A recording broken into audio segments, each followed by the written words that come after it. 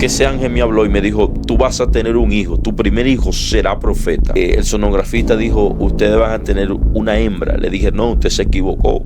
El que ella tiene es varón. Y él me dice, ¿quién es que sabe, usted o yo? Le dije, ni usted ni yo. El que sabe se llama Dios. Y yo me acuerdo que ese día yo le dije a mi esposa, voy por la montaña. Porque yo creo que lo que yo no resuelvo hablando, lo resuelvo orando. 12 de la noche llegó el tiempo del alumbramiento en el hospital. Mi esposa, una mujer primeriza, nunca había dado a luz. Ve que el niño está saliendo, se espantó. No había nadie en la sala de parto. Cuando ella se paró, el niño está saliendo. Lo único que se le ocurrió fue cerrar la pierna. Cuando cerró la pierna, apretó el cráneo del niño, lo asfixió y el niño se muere. Cuando llegan los doctores, le ponen una inyección llamada pitofin. Logran sacar al niño. Cuando lo sacan, el niño parece que tenía 2 cabezas, porque a causa de la presión con la pierna se le hizo una bola de sangre. Y los doctores agarraron y lo echaron en una caja porque no tenía síntomas de vida, su corazón no latía. Y mi esposa, con el dolor que está sintiendo, se para de la camilla y logra sacar al niño por una pierna y le dice al niño, no te voy a hablar como tu mamá, te voy a hablar como la profeta que soy. En el nombre de Jesús vuelve a la vida, y lanzó el niño hacia arriba. Cuando lo lanza, un doctor lo apara y el niño está vivo. El niño está dando gritos. Porque yo creo que en nuestra boca hay un decreto. En nuestra boca está el poder de la vida y de la muerte. Sí. Yo creo que lo que tú declaras tendrá que tomar materia cuando tú lo declaras.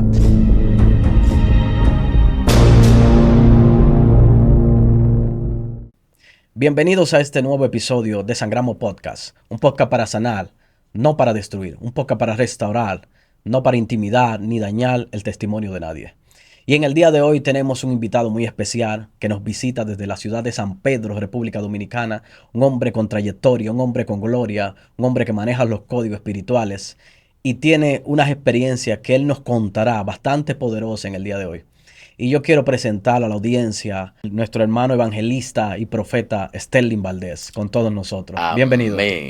Para mí es más que una bendición estar delante de ti, su hermano evangelista Sterling Valdés. Somos de República Dominicana y gracias, ministro, por tenernos acá en tu programa. Amén, amén, amén, amén. Pero yo quiero que la audiencia conozca quién es Sterling Valdés. Cuéntanos, háblanos de tu historia. Amén. Tengo una trayectoria como evangelista que casi 20 años predicando. Wow. 12 años o 13 años tenemos viajando internacionalmente y hemos escrito 7 libros, estamos escribiendo el número 8. Wow, tremendo. Y hemos podido vivir en estos 20 años del ministerio muchas ocasiones. Estuvimos envueltos en un terremoto en Ecuador, wow, en una inundación en Perú. Una ocasión nos habían secuestrado en El Salvador, una inundación, un huracán en Honduras. Estuvimos envueltos en lo que fue explotó un volcán en Guatemala. Nos dio coronavirus en Nueva York, nos ha dado chikungunya, sarampión, todas las cosas. Dios mío. Pero hemos vivido mucha experiencia en el ministerio, en esta trayectoria.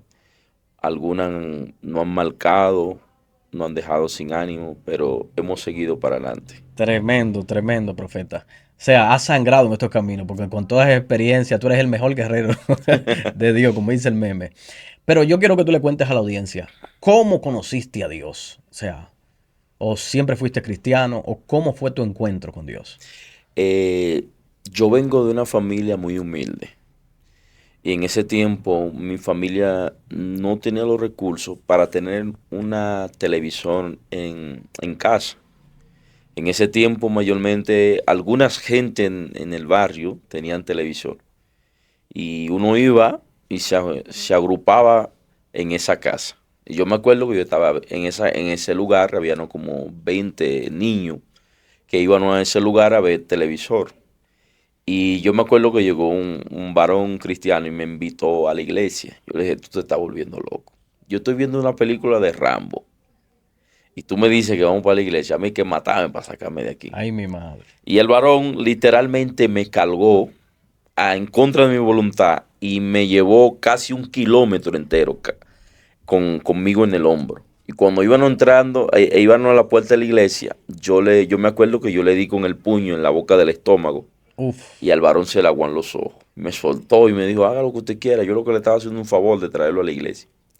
Y eso como que me dio, digo, wow, le di una trompa y no me hizo nada. Y ese día entré a la iglesia. Y después de ahí no volví a salir más. Dios mío. O sea, cuando yo entré a la iglesia, a mí nadie me hizo el llamado, nadie me dijo conviértete. Yo simplemente fui a visitar. Y como al mes, me acuerdo que hicieron una campaña y estaban haciendo el llamado y alguien me dijo, pasa para que te conviertes. Y dice, no, yo me convertí. Pero ¿y con quién? Con yo mismo. Yo mismo arrodillé y yo mismo me convertí, yo mismo me arrepentí y seguí yendo a la iglesia. Y ahí comenzó mi trayectoria en lo que fue los caminos de Dios. Yo empecé, mi primer ministerio fue la música, yo era músico. Fuiste músico. Empecé a desarrollar la música. Luego cuando Dios me llama al ministerio evangelístico, yo empecé a juntarme con personas que iban mucho a los montes a orar, a ayunar, a la experiencia espiritual, pero seguía siendo músico. Y un día la pastora me dijo, ya tú mejor no toques, porque cuando esa unción me cayó encima, yo estaba tocando y en pleno coro yo salía corriendo.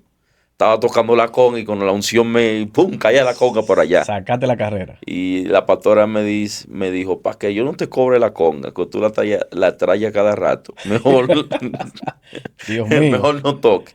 Y ahí comencé eh, el ministerio evangelístico. Empecé a predicar. Yo anduve las 32 provincias de mi país antes de salir a cualquier país. Yo recorrí con un movimiento que le llamaban Me Cayó la Gloria Wow. y fuimos provincia por provincia. Mi primer país que yo visité fue Haití.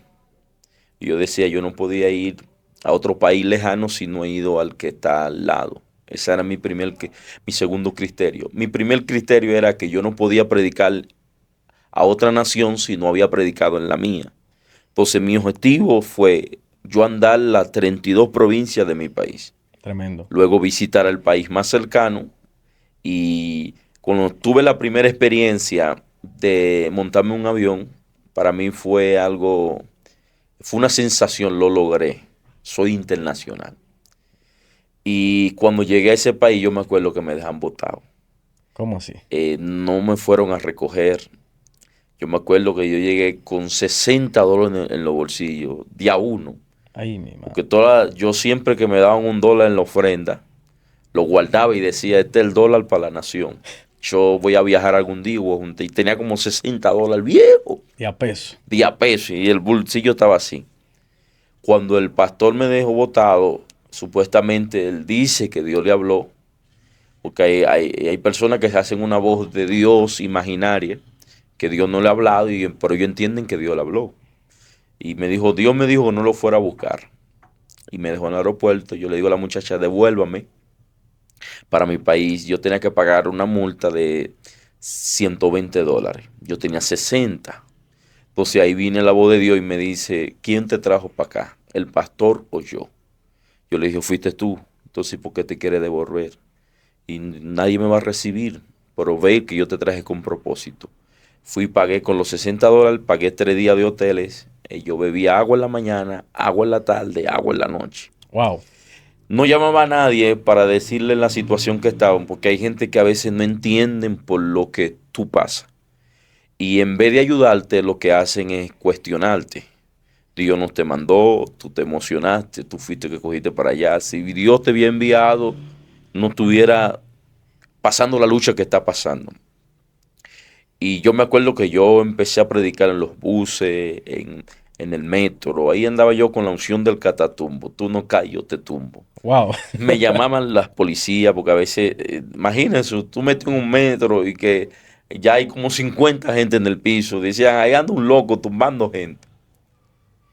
Y fue una experiencia que nunca se me olvidó porque Dios empezó a abrir grandes eventos en ese viaje. Dios empezó a abrir grandes puertas. Pero yo me acuerdo que yo empecé a vivir el epicentro de un terremoto 7.8, donde murieron más de 20,000 personas. Wow. Y cuando a mí me temblaban las piernas, porque yo empecé a ver muerto delante de mí, detrás de mí, iba subiendo un puente, que el puente se quebró y cayó hacia abajo, ¡pum! Y la muerte es una sensación rara. Y yo me quería ir y el mal se había recogido. Y Dios me dijo, ahora comienza tu propósito en este país. Por esto fue que te escogí. Creo que fue el viaje donde más alma yo me pude haber ganado. En solo un mes se convirtieron más de 4,000 personas. Wow. Donde quiera que llegábamos a predicar, la gente estaba accesible a lo que era el llamado de Dios hacia con ellos. Y muchas experiencias que vivimos, pero una de todas las experiencias que viví fue cuando yo pude ver a mi hijo, mi primogénito. Yo crecí en una iglesia muy humilde.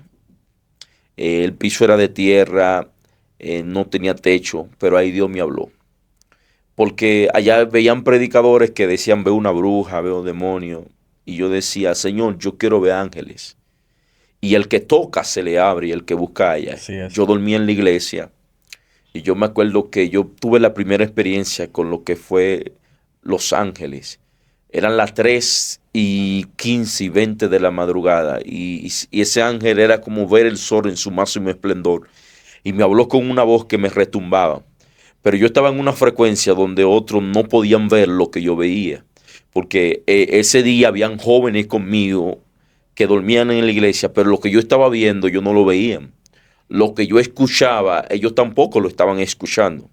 Pero yo me acuerdo que ese ángel me habló y me dijo, tú vas a tener un hijo, tu primer hijo será profeta. Y donde tú no llegues, él llegará. Y 7, 8 años después, yo me caso con una joven llamada Diandra Corporán, de un municipio llamado San Pedro de Macorís, que es donde vivo actualmente. Con esa joven yo me caso. A mí, cuando yo estaba soltero, a mí me gustaban las mujeres rubias, blancas. Yo decía, una que me arregle mi raza y yo le dañe la de él. Wow. Y yo, en ese tiempo que conocí a la que hoy es mi esposa, yo estaba enamorado de una rubia que me había botado. Yo bajé un día de la montaña y vi una muchacha rubia con los ojos bien bonitos. Y yo me acuerdo que fui y le pisé los pies. Y ella me dijo, ¿qué le pasa, varón? Y yo le dije, lo que le dije a Abraham me lo dijeron a mí, que lo que pise la planta en mi pie será mío. Así es. Empecé a orar con la muchacha me había botado, me dijo que no quería nada conmigo. Yo me amargué, me mudé por una cueva. 3 meses después yo tengo que predicar en San Juan. Y cuando voy entrando a la iglesia que me tocaba, veo una morena con los moños malos. En un sentido, como decimos en Dominicana, un pelo crespo. Impermeable. Exacto, que tú le echas agua y rueda el agua. Dios mío. Y cuando voy entrando, Dios me dice, esa es tu esposa. Dije, me habló el diablo ahora mismo. ¿Qué es esto, Dios? Y para no alargar mucho la historia, me casé con esa joven. A los 7 meses de estar casado, mi esposa le dio un dolor muy fuerte en los ovarios. Y llegamos a un hospital llamado El Morgan en Santo Domingo. Y le hacen una serie de estudios. Y los estudios salieron que mi esposa tenía 19 quistes cancerosos. Y había que hacerle una operación donde le iban a extirpar el órgano reproductor. Wow. Ahí llegan las guerras mentales. Porque aunque tú seas un hombre de Dios, hay situaciones que te marcan a tal punto que vienen guerras en tu mente. Te casaste con la mujer que no debiste casarte, te emocionaste, esa no era tu esposa, porque Dios te dijo que tu primera esposa, tu esposa, iba a tener un hijo y ese hijo sería profeta. Y yo me acuerdo que estando en el hospital, le dije a mi esposa, vámonos de aquí. El doctor me dice, ¿quién es que sabe, usted o yo? Le dije, no sabe usted ni tampoco yo, el que sabe se llama Dios. Wow. Y a los par de meses llego de Higüey de predicar. Y yo me acuerdo que mi esposa le dio el mismo dolor y salimos corriendo para el hospital. Y para casualidad nos atendió el mismo doctor. Ese hombre no se reía ni que le hicieran un chiste. Como quien dice, yo le dije que iba a pasar eso. Cuando el doctor viene de allá para acá con los resultados, dice, hay algo que no concuerda. Y yo, doctor, ¿qué es lo que pasa? Dice, lo que pasa es que su esposa tenía 19 quites. En estos resultados no vemos ni un quite. Lo que vemos es que ella está embarazada. Ahí comenzó el proceso de la promesa de Dios. Mi esposa empezó la primera sonografía que le hicimos, El sonografista dijo, ustedes van a tener una hembra. Le dije, no, usted se equivocó. El que ella tiene es varón. Dios mío. Y él me dice, ¿quién es que sabe, usted o yo? Le dije, ni usted ni yo. El que sabe se llama Dios. Sí Yo es. por encima de todo estoy creyendo la palabra que me dieron. Y yo me acuerdo que mi esposa le dio una neumonía al tiempo ya de dar a luz, y no le podían hacer cesárea. Los centímetros no bajaban. Yo me acuerdo que iban para 43 semanas. Lo normal para que una mujer para son 39. Mi esposa iba para 43. Y yo me acuerdo que estoy en el hospital y la doctora dice, si no nace el niño, se puede morir porque se está acabando el líquido amniótico. Y yo me acuerdo que ese día yo le dije a mi esposa, voy por la montaña, porque yo creo que lo que yo no resuelvo hablando, lo resuelvo orando. Amén. Lo que no resuelvo de pie, lo resuelvo de rodillas. Sí Yo me es. fui a orar y mientras yo oraba, 12 de la noche, llegó el tiempo del alumbramiento en el hospital. Mi esposa, una mujer primeriza, nunca había dado a luz. Ve que el niño está saliendo, se espantó. No había nadie en la sala de parto. Cuando ella se paró, el niño está saliendo. Lo único que se le ocurrió fue cerrar la pierna. Cuando cerró la pierna, apretó el cráneo del niño, Wow. lo asfixió y el niño se muere. Cuando llegan los doctores, le ponen una inyección llamada pitofin, logran sacar al niño. Cuando lo sacan, el niño parece que tenía dos cabezas, porque a causa de la presión con la pierna, se le hizo una bola de sangre. Wow. Y los doctores agarraron y lo echan en una caja porque no tenía síntomas de vida, su corazón no latía. Y mi esposa, con el dolor que está sintiendo, se para de la camilla y logra sacar al niño por una pierna y le dice al niño, no te voy a hablar como tu mamá, te voy a hablar como la profeta que soy. En el nombre de Jesús vuelve a la vida y lanzó el niño hacia arriba. Cuando lo lanza, un doctor lo apara y el niño está vivo, el niño está dando gritos. Porque yo creo que en nuestra boca hay un decreto cuando tú la mencionas. En nuestra boca está el poder de la vida y de la muerte. Así es. Yo creo que lo que tú declaras tendrá que tomar materia cuando tú lo declaras. Esas fueron cosas que me marcaron. Ahora, entre muchas cosas, porque si yo empiezo a vivir todas las cosas que he tenido que vivir en estos 20 años, me han botado de lugares, he ido a predicar a lugares que han recogido ofrendas, no me la han dado, gente que me han levantado falso testimonio. Pero una de las cosas que más me marcó y se me metió el sentimiento de no seguir predicando fue cuando mi mamá falleció. Wow. La fan número uno en el ministerio yo tenía era mi mamá. No había un mensaje que yo subiera que mi mamá no lo viera. Mi mamá se convirtió conmigo. Yo estando en un avión, mi mamá fallece. Yendo a predicar. Mi hermana no me dijo que ella, lo grave que ella estaba. Mi mamá llegó a un punto de su vida que duraba un mes en su casa y un mes en el hospital. O sea, la mitad de eso, durante 6 años, ya vivió la mitad de su vida en un hospital. Wow. Y cuando yo llegué, yo me acuerdo que yo viajaba hacia Boston. Cuando yo llegué, que aterricé, mi mamá había fallecido. Mi mamá siempre hablaba conmigo antes de yo irme. Y siempre yo llegaba, con mi mamá vive a 5 minutos del aeropuerto. La primer lugar que yo visitaba era la casa de mi mamá. Es tan tal que todavía el tiempo hay cosas y dólares que encuentran mi hermana en la casa, debajo del colchón, dentro de un muñeco, en tal lugar. Pues yo nunca llegaba a la casa de mi mamá con la mano vacía. Y cuando a mí me dijeron que mi mamá había fallecido, esperaban que yo predicara. Pues mi hermana dijo, si él Se entera. se entera, no va a predicar. Esperan que yo predicara esa noche. Cuando yo salgo de predicar, me llaman y me dicen, mami ha fallecido. Yo arranqué del evento para el primer vuelo que saliera para mi país. Y es un momento que la gente te podía decir lo que te dijera. Era como que te lo estuviera diciendo en vano.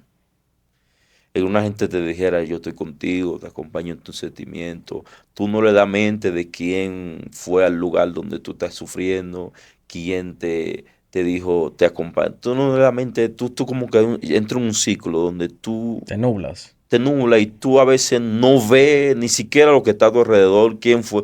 Yo no sé quién fue al velorio de mi mamá, quién estaba ahí, yo no me percaté quién fue. En mí entró una taxi. Luego yo enterré a mi mamá y fue que entró en ciclo en mí. Yo duré 10 días sin comer, sin beber, sin querer hablar con nadie. Y en mí había un nivel de culpa. Pues yo decía, yo no tuve en el último instante de mi mamá por estar en el ministerio. A tal punto que yo en ese momento empecé a aborrecer lo que yo amaba. Wow. Porque para mí el ministerio es lo, como dicen, lo que me quita el hambre. Cuando tú amas algo de corazón, tú no lo haces ni siquiera por el dinero ni por la recompensa. Eso está dentro de tu sangre. Que cuando tú estás haciendo lo que tú amas, eso no tiene precio. Pero en ese momento yo llegué estaba odiando lo que yo hacía. Y yo dije, no vuelvo a predicar más. Soltaste. Solté y en ese tiempo estaba en un momento muy alto. Podía decirlo en el ministerio, estaba cobiándome de gente que estaba más alto que yo ministerialmente. En el barrio la gente me admiraba, decía, este muchacho Dios lo levantó de la nada. Porque cuando yo salí como predicador, nadie creía en mí como evangelista. La persistencia logró que Dios me llevara donde estoy. Yo no predicaba bien, yo hablaba mal. La unción no estaba conmigo. Incluso yo iba y ayunaba 3, 4 días y Dios no me usaba. Pero seguí persistiendo y decía, algún día Dios lo va a hacer.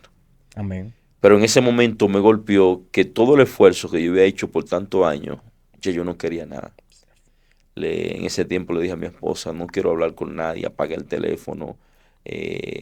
Mucha gente me llamaban para darme el pésame.